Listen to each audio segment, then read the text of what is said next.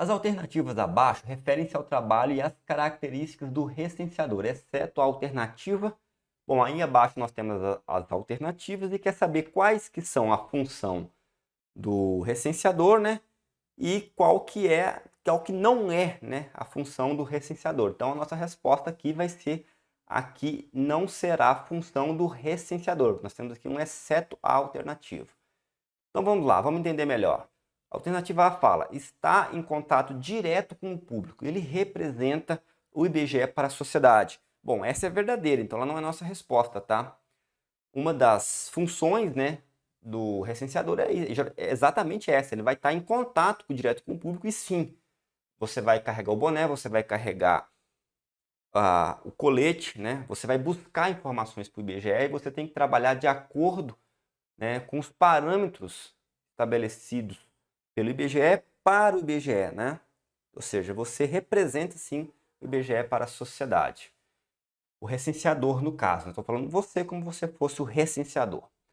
Alternativa B fala, é responsável por fazer o trabalho de coleta de dados por meio de entrevista com os moradores. Exato, exatamente essa a função do recenseador, tá, né? Inclusive o conceito, né, da palavra recenseador está muito atrelado ao que está aqui na alternativa B. Verdadeiro. C fala, é a peça-chave do censo. Sim, também, tá?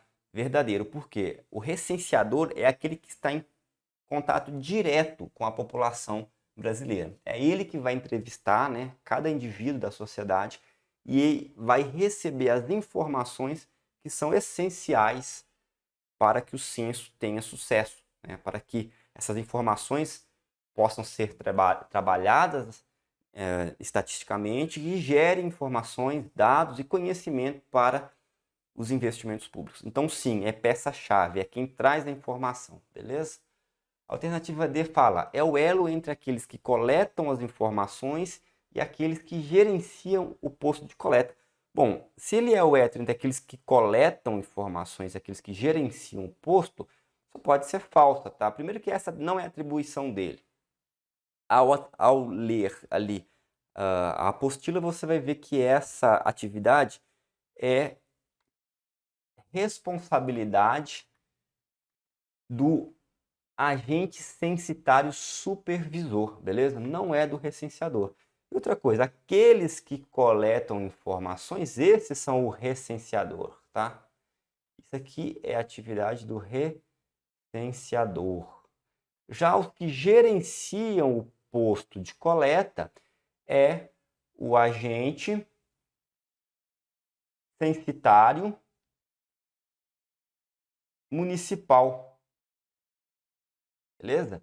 E quem fica entre esses dois é o agente censitário supervisor, que dentre outras funções, né, ele vai fazer o quê? Ele vai fazer o reconhecimento do setor censitário, vai fazer o seu completo percurso ali, atualizando as pastas dos seus logradores e ao mesmo tempo ele vai coletar os dados para pesquisa urbanística do entorno dos domicílios, tá? Essas atividades ela acontecem antes da coleta de dados feita pelo recenseador, beleza?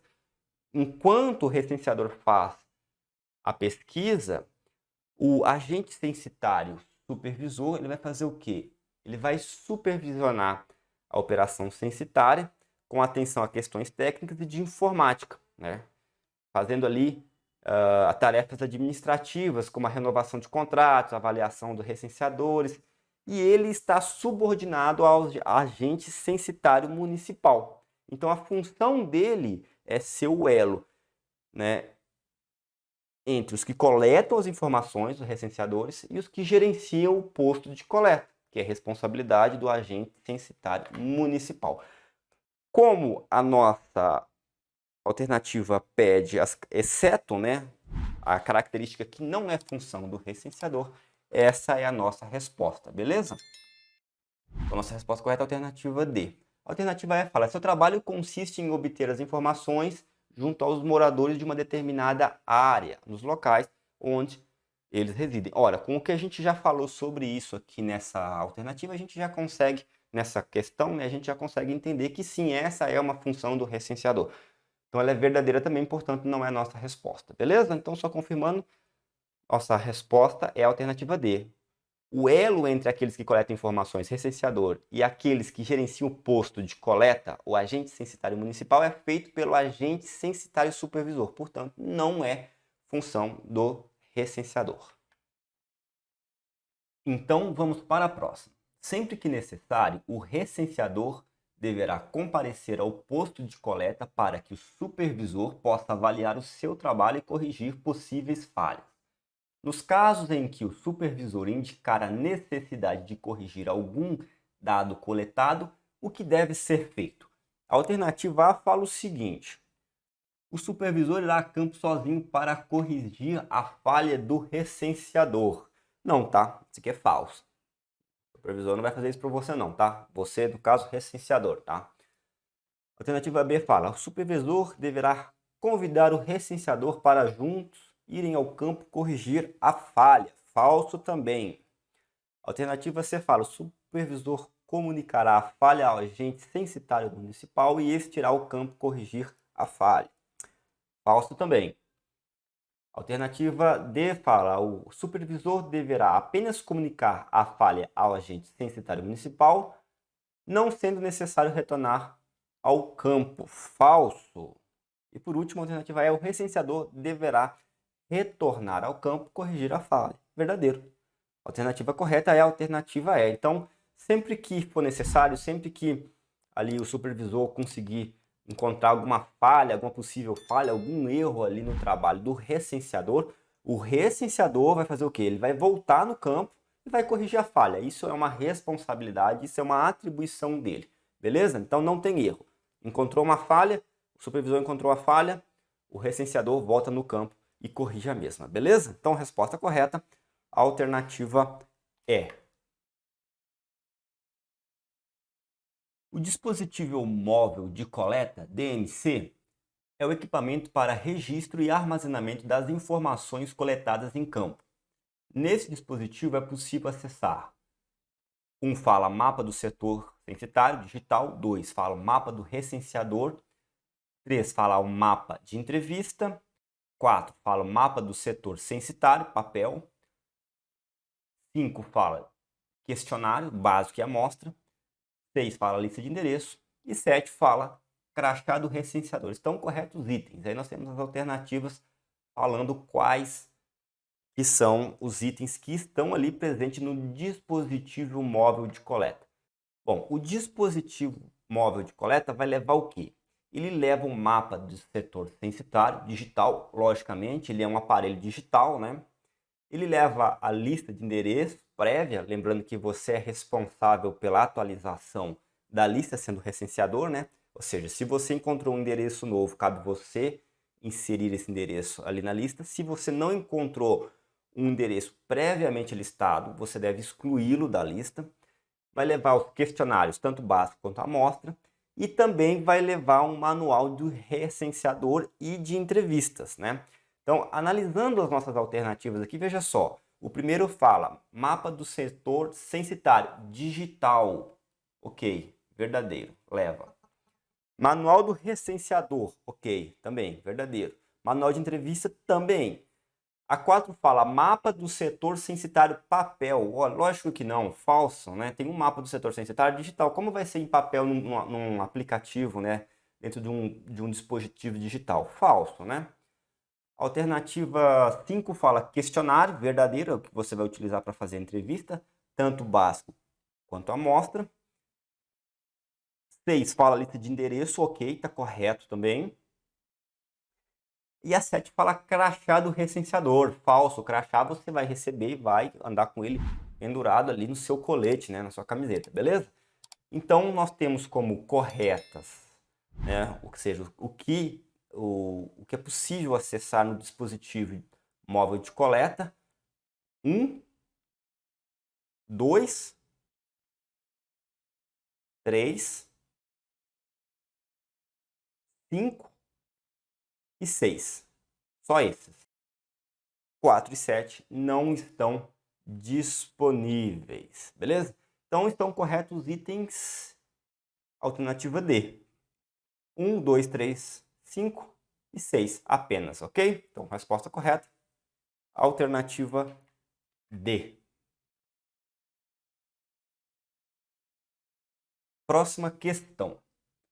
A abordagem correta do recenseador contribui para uma resposta mais rápida e diminui a possibilidade de recusa do informante em prestar as informações. Nesse sentido, é fundamental que o recenseador consiga construir uma relação de parceria com o informante. Quais as condutas abaixo correspondem a uma postura adequada do recenseador? A alternativa A fala que o recenseador deve ler cada uma das perguntas, interpretá-las e, após a sua compreensão, deve fazer a pergunta ao informante. Veja só, está querendo falar que o recenseador vai ler a pergunta, interpretar e, a partir daí, fazer a pergunta, tá? A B fala, quando necessário, é essencial que o recenseador aborde temas delicados como política e religião, emitindo sempre a sua opinião. A alternativa C fala, recenseador deve sempre utilizar gírias para que o informante o compreenda melhor. A alternativa D fala, o recenseador deve desviar-se de informações polêmicas e manter o foco na coleta de dados. E por último, a alternativa E fala o seguinte, sempre que possível, deve fazer comentários adicionais às perguntas contidas no dispositivo móvel de coleta. Bom, olha só, o que o recenseador deve fazer para que consiga construir uma relação de parceria ao informante e que ele consiga trazer uma resposta rápida e assertiva, né? Ele deve simplesmente fazer isso aqui, ó. Deve desviar-se de informações polêmicas e manter o foco na coleta de dados, alternativa D. Outra coisa que ele deve fazer, ele não deve ler cada uma das perguntas e interpretá-las após a sua compreensão e após a sua compreensão fazer a pergunta para o informante. A alternativa A é falsa, tá? Porque o recenseador deve ler a pergunta como é, para que o entrevistado possa entender e responder. Não cabe aqui a interpretação do recenseador. Ele deve simplesmente ler a pergunta como ela está escrita. Então é falsa. A alternativa B fala, quando necessário, é essencial que o recenseador aborde temas delicados como política e religião. Exatamente o contrário. O recenseador deve se desviar, né? Não deve abordar esse tipo de tema delicado, não deve emitir a sua opinião, tá? Então, ao contrário da B, a B é falsa. A alternativa se fala, o recenseador deve sempre utilizar gírias para que o informante compreenda melhor. Falso também, nós já falamos, o recenseador deve ler a pergunta como ela está no questionário, beleza?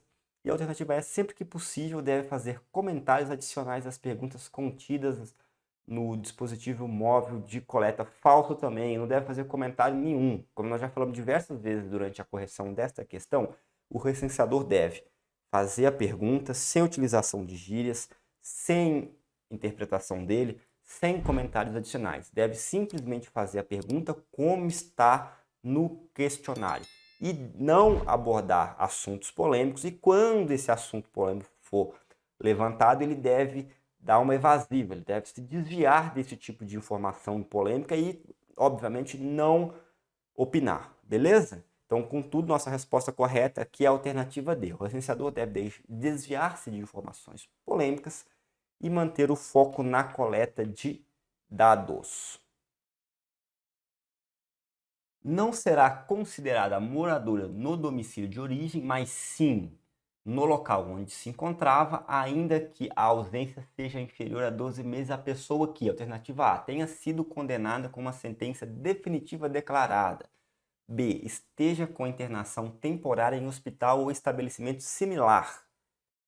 C, internada em estabelecimento de ensino ou hospedagem em outro domicílio, pensionato, repúblicas de estudantes, visando facilitar a frequência à escola durante o ano letivo.